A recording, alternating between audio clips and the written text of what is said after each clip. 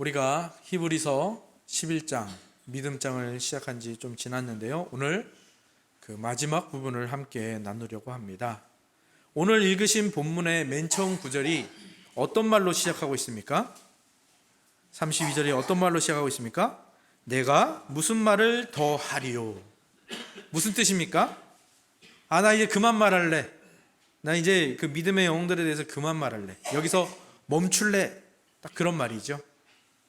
그리고 뒤이어서 나오는 말들을 보면 무슨 말을 멈추겠다는지도 드러납니다. 기드온, 바락, 삼손, 입다, 다윗 및 사무엘과 선지자들의 일을 말하려면 내게 시간이 부족하리로다.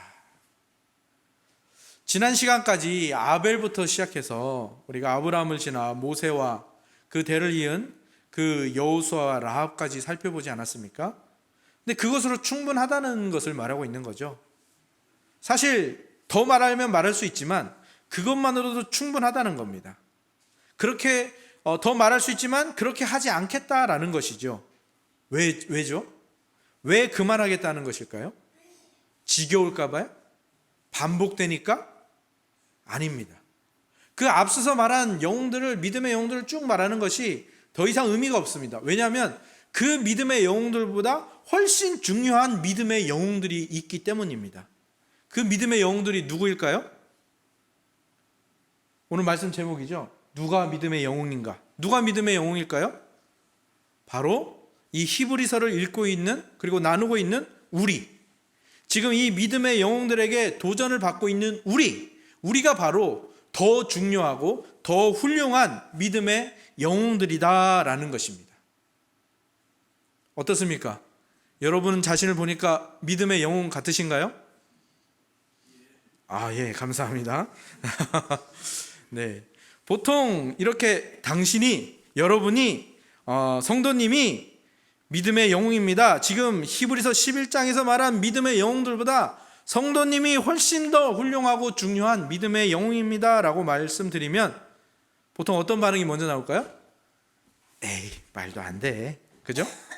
아니에요. 그러나 여러분, 오늘 본문에 스치듯이 지나간 인물들을 잘 살펴보시기 바랍니다. 누구입니까? 기드온, 바락, 삼손, 입다, 다윗 및 사무엘과 선지자들. 이 사람들도 믿음의 영웅에 속하는 자들인데 어떤 사람들입니까? 기드온은 어떤 사람이었죠? 하나님이 기드온을 들어서 사사로 사용하셔서 이스라엘을 구원하시겠다고 하는데 기드온은 하나님한테 뭘 요구했습니까? 하나님, 저 못 믿겠어요. 하나님 저를 쓰셔서 이스라엘을 구원한다는 거 못 믿겠어요. 그러니까 하나님이 능력이 있는지 없는지 나한테 보여봐요. 그랬던 사람이죠. 그래서 양털 놓고 한 번은 양털만 적게 하고 나머지 한 번은 땅만 적게 하고 해보세요. 그러면 제가 믿을게요. 그랬던 사람입니다. 그리고 나중에 이스라엘을 죄로 이끌어간 그런 우상의 그 범죄를 짓게 한, 우상숭배 범죄를 짓게 한 그 빌미를 마련하고 죽은 사람이기도 합니다. 금으로 된 에봇을 만들어 놓았었죠. 바락은 어떤 사람이었죠? 바락? 제가 예전에 그 고향질 가기 전에 사사기 강의를 한번 한 적이 있었는데 바락은 어떤 사람이었죠? 사실 바락보다는 여사사 드보라가 훨씬 사사 같은 사람이었지 않습니까? 하나님께서 이스라엘의 그 전쟁에 함께 하시겠다고 했는데 바락은 전쟁에 나갈 용기가 없는 정도가 아니라 벌벌 떠는 수준이었습니다.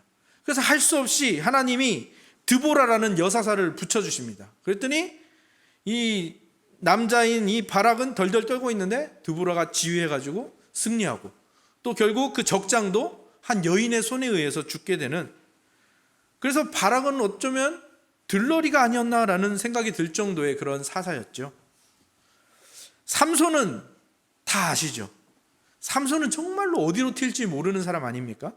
늘 충동적으로 행동했고 자기 힘을 믿고 행동했고 또 성적인 부정함을 저지르기도 하고 하지 말라는 일은 그냥 자기 힘만 믿고 막 저지르는 그런 사람이었죠. 입다는 어떤 사람이었습니까? 입다의 그 일생 중에서 가장 유명한 사건이 뭡니까? 자기가 전쟁에서 승리하고 와서 가장 먼저 만나는 사람을 제물로 바치겠다. 진짜 이해가 안 되는 것 중에 하나죠. 근데 누가 제일 먼저 나왔습니까? 네, 딸이, 아버지 승전 소식에 딸이 제일 먼저 뛰쳐나왔던 거예요. 그래서 결국 딸을 그렇게 제물로 바칠 수밖에 없었던 그런 황당한 사사였죠. 다윗은 좀 낫습니까? 다윗은 우리가 너무 훌륭하게 보고 있는데 다윗은 좀 낫나요? 아니죠. 그의 흉을 보기 시작하면 그도 흉이 많죠. 밧세바와 간음하고 그의 남편 우리아를 전쟁에서 죽게 만들고 하나님이 싫어하시는 인구조사 또 해서 그것도 벌을 받았던 적이 있죠. 사무엘은 어떻죠? 사무엘은 딱히 성경에서 그의 흠을 말하고 있지는 않은데 보면 그의 아들들 때문에 이스라엘이 굉장히 고생을 했었던 또 그런 역사가 있습니다. 선지자들은 어떻습니까? 선지자들 중에서도 참 연약하고 못되고 어려운 사람들이 많지요. 대표적으로 요나, 그죠?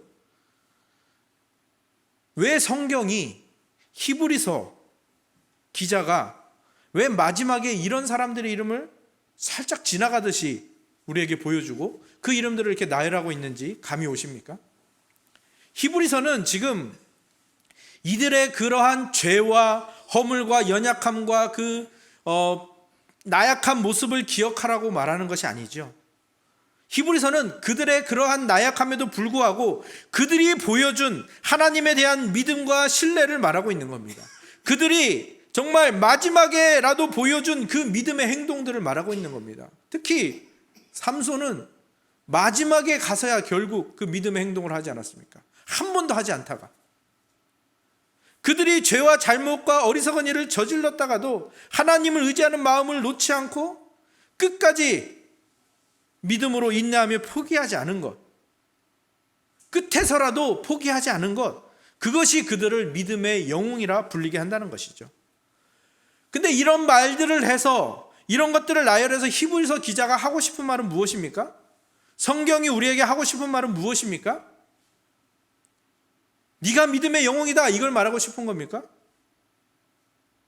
그거는 나중이고요. 그거는 하나님께서 나중에 우리를 칭찬하실 말이고요. 우리에게 지금 권면하고 있는 것은 딱 한 가지입니다. 무엇입니까? 포기하지 마십시오 라는 겁니다.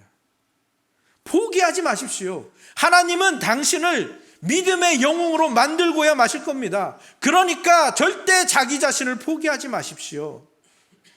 자기 자신을 포기한다는 것은 다른 말로 하면 불신앙이고 다른 말로 하면 하나님이 아닌 다른 신을 섬기는 것과 같은 것입니다. 그러니까 나 자신을 하나님의 목적에 있어서 나 자신을 끝까지 포기하지 않는 것, 이것이 믿음이고 끝까지 인내함으로 예수 그리스도를 붙드는, 나에겐 능력이 없지만 끝까지 예수 그리스도를 붙드는 사람이 믿음의 영웅입니다 라고 말하고 있는 겁니다. 그러니까 이 박해가 횡행했던 이 히브리서 시대에 가장 알맞는 말씀이었던 것이고요. 또한 오늘 우리에게도, 특별히 오늘날에는 이 뚜렷한 믿음의 영웅이 보이지 않으니까 그런 사람은 존재하지 않아, 신화에나 나오는 얘기야, 유니콘 같은 얘기야 하면서 지레 포기할 수 있는 현대의 신자들에게 딱 맞는 말씀인 겁니다.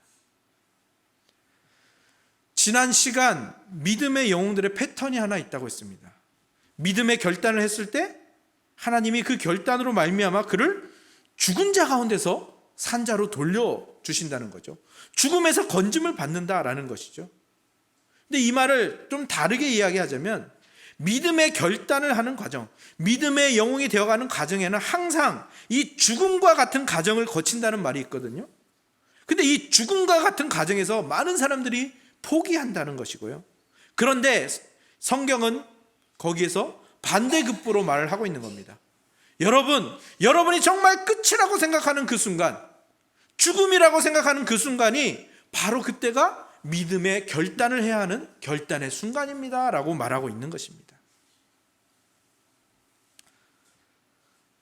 제가 아는 어떤 목사님이 설교 중에 이런 말씀을 하셨습니다. 태아가 어머니 뱃속에 있을 때 제일 행복하답니다. 왜냐하면 어머니 뱃속은 춥지도 않고 뜨겁지도 않고 알맞은 온도에 요람처럼 둥둥 떠있기 좋은 환경, 습도, 그리고 먹을 것도 걱정이 없잖아요. 왜요? 어머니의 탯줄을 통해서 가장 좋은 영양분들이 가장 알맞게 때에 맞게 공급을 받기 때문이죠. 그래서 태아들은 기본적으로 어머니 뱃속에서 나갈 생각이 없답니다. 그런데 이 어머니의 몸은 10달을 채우면, 정확하게 10달은 아니겠지만 하여튼 10달을 채우면 아이를 밀어나기 시작하는 거죠. 그때 이 태아들은 죽을 것 같은 생각이 든답니다. 그래서 죽을 각오를 한답니다. 이 아이들이. 어머니의 몸이 자신을 어둠의 터널로 막 밀어내기 시작하거든요.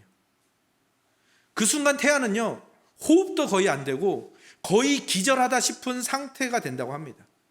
근데 그렇게 겨우 밖으로 나온 태아는 또 한 번 죽음을 경험하게 되죠. 어떤 죽음을 경험하게 됩니까? 탯줄이 잘리는 겁니다. 그의 유일한 영양 공급원이었던 탯줄을 잘리는 겁니다. 죽을 것 같은 그 어두운 통로와 또 영양 공급원이었던 탯줄까지 잘리고 그 좋았던 환경이 다 없어지고 이제 태아는 나는 죽었구나 라고 생각하는데 사실 어떻게 되는 겁니까?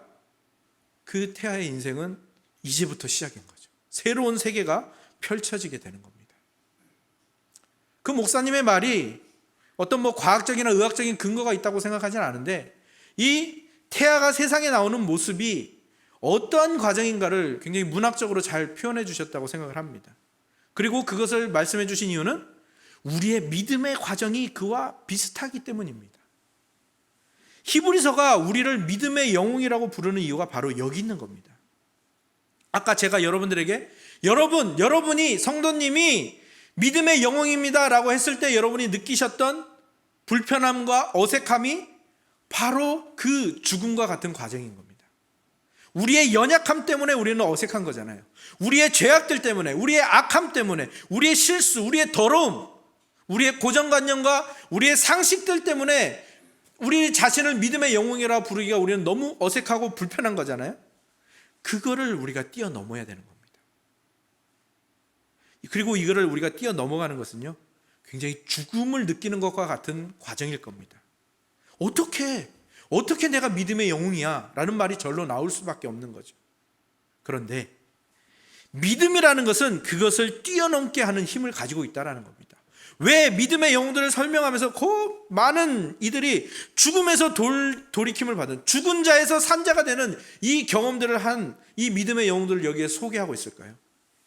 믿음은 그것을 뛰어넘는 힘이잖아요. 물론 이 말이 지금 저에게도 그렇고 들으시는 많은 분들에게도 머리로밖에 이해가 되지 않을 겁니다.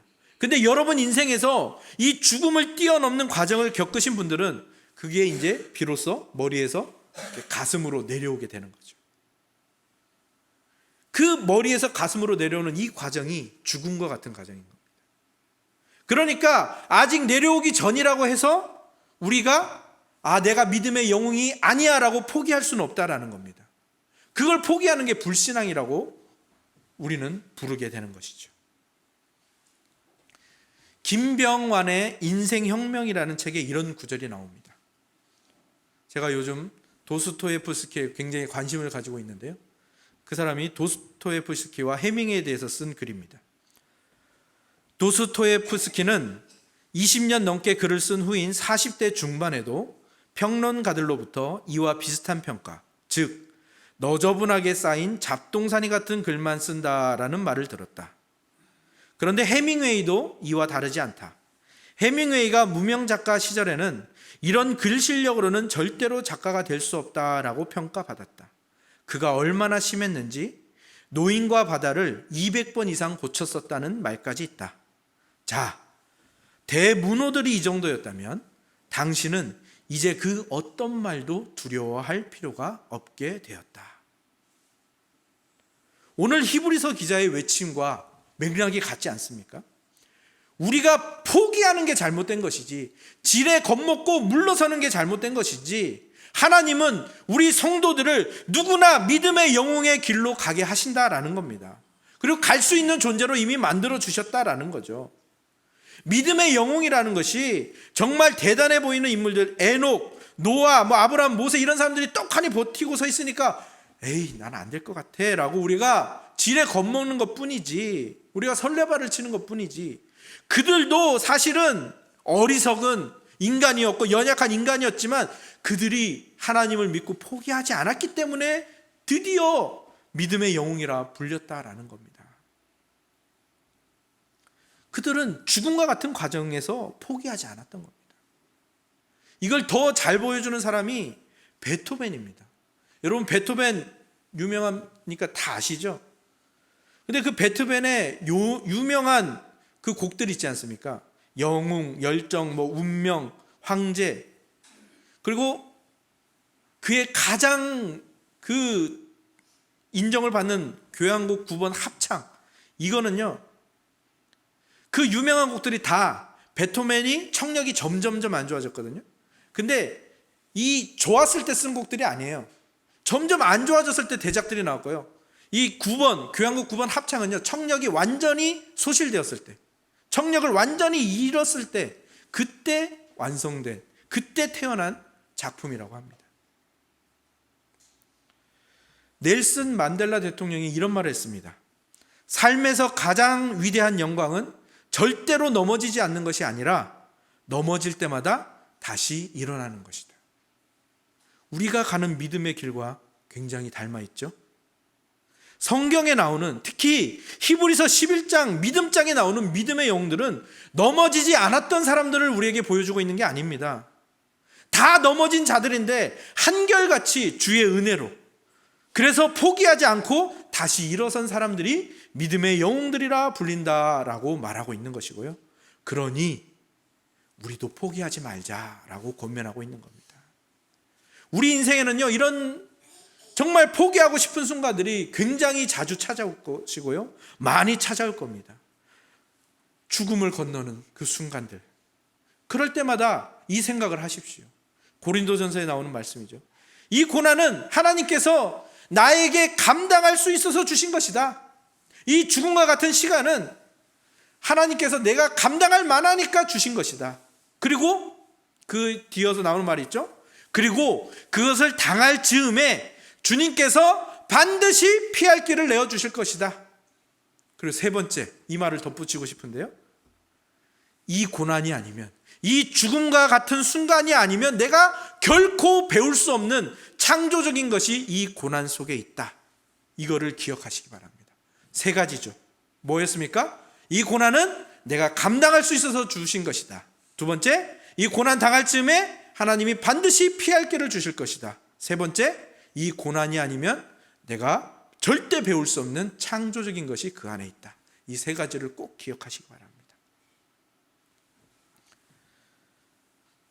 신자의 고난은요 결코 고난으로 끝나지 않습니다.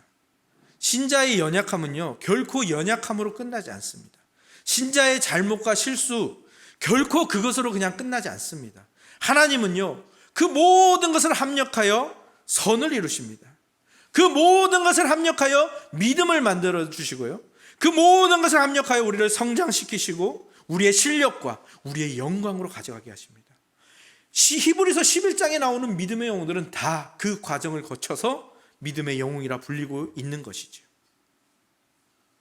그리고 그거를 가장 잘 보여준 게 뭡니까? 예수님의 지상 사역입니다.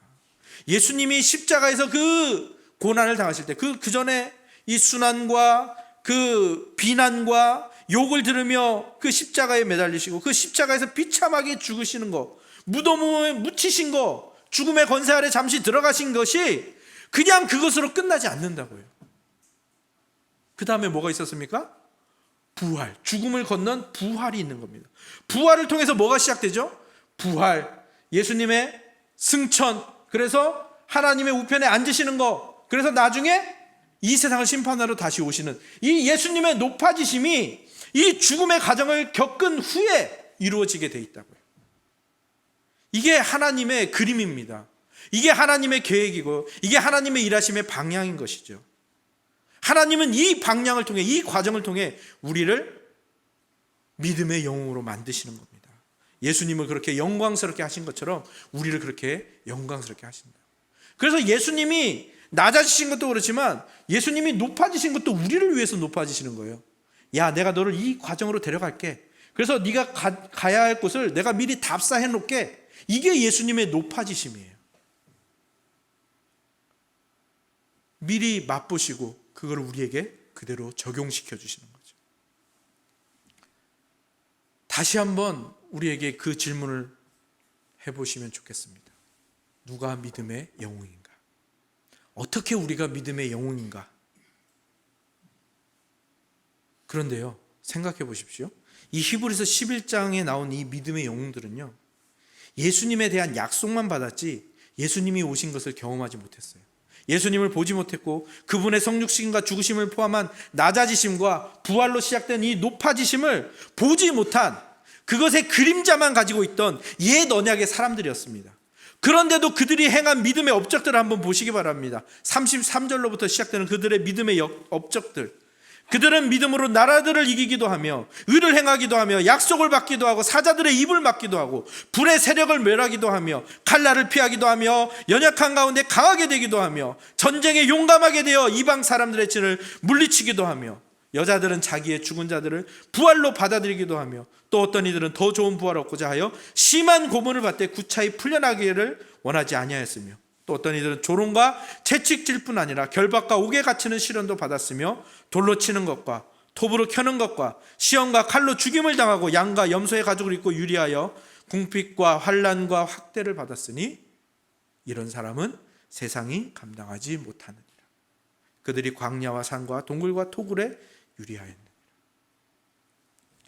예수님을 직접 보지 못하고 예수님의 그림자만을 본 사람들도 그렇게 세상을 감당하지 못하는, 세상이 감당하지 못하는 믿음의 영웅이 되었다면 이제 그 예수 그리스도로 인하여 성취된, 언약이 성취된 새 언약의 시대를 사는 우리들은 훨씬 더 위대한 믿음의 영웅이 되어야 마땅한 것이죠. 우리가 이 히브리서의 믿음의 영웅보다 못하다는 것만 보지 마시고 우리가 얼마나 더 좋은 조건 속에 있는가를 보시기를 바랍니다. 우리는요, 구약시대의 사람들과는 달리 하나님 앞에 담대히 나갈 수 있는 존재가 되었고요, 두려움으로부터 자유를 얻었고요, 신구약 성경을 다 받았죠.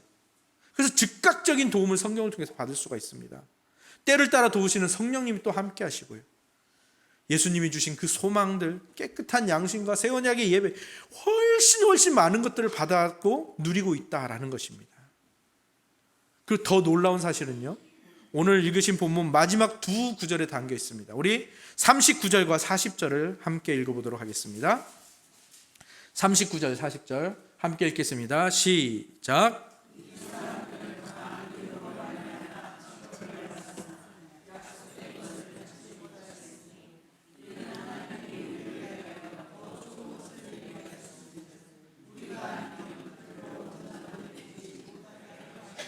아멘. 이게 잘 이해가 안 되는 부분이기도 한데요, 하나님은요, 이 신약시대의 신자들이 없이는 구약시대의 신자들이 온전해지지 못하도록 하셨다, 그 말입니다. 이 구약 성도들이 이렇게 놀라운 믿음의 업적을 보여줬는데도 불구하고 새 언약의 시대에만, 우리가 살고 있는 이 시대에만 새 언약과 더불어 더 좋은 것이 주어지는 거예요. 그것이 예수님의 희생의 죽으심과 부활, 그분의 낮아지심과 높아지심이죠. 그러니까 우리가 이것을 온전히 누려야 됩니다. 우리가 이것을 온전히 누려야 이 구약에서 그 그림자만을 보았던 사람들이 온전해진다는 겁니다. 우리가 이걸 온전하게 누리지 못하면 어떻게 되는 거예요? 이 사람들도 온전하게 누리지 못한다는 겁니다. 우리가 지금 이 시대에 우리의 현실에서 이 믿음의 영웅의 길을 가야만, 이것을 온전히 누려야만 구약시대의 믿음의 영웅들이 비로소 진짜 믿음의 영웅들이 된다는 겁니다. 이해할 수는 없는데 하나님이 그렇게 하기로 하셨대요. 누가 믿음의 영웅이죠? 아벨, 에녹, 노아, 아브라함, 이삭, 야곱, 요셉, 아므람과 요게벳, 모세, 여호수아, 라, 이 사람들이 믿음의 영웅입니까? 아니면 오늘 본문에 나왔던 기드온, 바락, 삼손, 입다, 다윗, 사무엘, 선지자들, 이 사람들이 믿음의 영웅입니까? 아니요. 이 사람들은 우리가 믿음의 영웅의 길을 가지 않으면 영웅이 될 수 없는 사람들이에요. 우리가 그리스도의 죽으심과 부활을 믿으며 믿음의 삶을 포기하지 않아야 비로소 이들이 믿음의 영웅이 된다는 겁니다. 그래서 우리는 그 어깨에 그 짐이 있는 거예요. 오늘 우리가 그리스도인으로 살아내는 것이 얼마나 중요한 일인가가 거기에 들어있는 겁니다. 그리스도인으로 살아내는 것. 근데 그리스도인이라는 말도 우리는 조금 지위처럼 생각하는 경향이 있는 것 같아요. 근데 그리스도인이라는 말은 그런 말이 아니죠. 그리스도인이라는 말, 그리스도인, 크리스찬, 이 말을 처음 들었을 때 그 말이 무슨 말로 쓰였죠? 영어로 하면 지저스 프릭이죠. 프릭은 무슨 말입니까? 약간 4차원도 아니고 아무튼 이상한 사람들을 얘기하는 겁니다. 그리스도인이라는 말은 이상한 사람입니다. 당시에 당연히 여겼던 일부 다처를 하지 않았고요. 인생의 낙이라는 술과 성적 쾌락을 멀리했고요. 여자와 어린아이를 존중하기 시작했고요. 심지어 인간 이하의 취급을 받던 노예들을 형제, 자매, 지체라고 부르기 시작했습니다. 정말 그 당시에 미친놈이라는 말이랑 똑같은 말입니다. 그리스도인이라는 말은. 그러니까 우리가 믿음의 영웅의 길을 가는 길은 그 길입니다. 이상한 사람이 되는 길이에요. 이상한 사람. 근데 그들은, 이 믿음의 영웅들은 그렇게 할 수 있었습니다. 왜요? 그리스도의 죽으심과 부활을 자기 걸로 누렸거든요. 그리고 이 그리스도인이라는 말을 처음 들었던 그 신약시대의 이 초대교회 사람들도 그리스도의 죽으심과 부활을 자기 걸로 누리고 있었거든요. 그게 그리스도인입니다. 그리스도가 나를 위해서 죽으셨으니까 내가 저 사람을 용서해야지. 그리스도께서 나를 위해 살아나셨으니까 내가 저 사람에게 은혜를 흘려보내야지. 예수 그리스도가 나를 위해 죽으셨으니까 내가 이 죽음으로 대표되는 이 세상의 권력과 이 세상의 상식과 이 세상의 가치관에 끌려다니지 말아야지. 그냥 이상하게 살아야겠다. 아무도 이해 못해도. 그게 그리스도인입니다. 그리고 그게 믿음의 영웅의 길이고요. 우리가 그 길을 걸어갈 때에 이 구약 히브리서에서 소개하는 믿음의 영웅들이 비로소 온전한 믿음의 영웅들이 된다는 이 사실. 오늘 2019년 마지막 오후 찬양 예배를 드리는 우리 모두에게 이런 결단이 있기를 원합니다. 주님, 제가 세상에서 미친놈 취급받고 이상한 사람 취급받아도 제가 진정한 그리스도인이 되겠습니다. 물론 저의 연약함과 더러움과 부족함, 이 악함, 이 죽음의 과정을 건너야 하지만 제가 주님의 부활을 믿고 그 길을 건너겠습니다. 그래서 주님, 제가 믿음의 영웅입니다. 제가 그리스도의 죽으심과 부활을 믿고 누리며 2019년을 아름답게 마무리하고 또 믿음의 영웅답게 2020년을 맞이하고 살아내겠습니다. 우리 모두에게 이 결단과 이 마음이 있어서 이 연말과 새해를 주님이 가장 기뻐하는 모습으로 보내시기를 주님의 이름으로 축복합니다. 아멘. 기도하겠습니다. 하나님, 참으로 감사합니다. 우리는 그저 히브리서 11장에 나오는 이 사람들이 믿음의 영웅이고 우리는 그들의 발끝에도 못 쫓아간다라고 생각하며 지레 포기하고 있었는지도 모르겠습니다.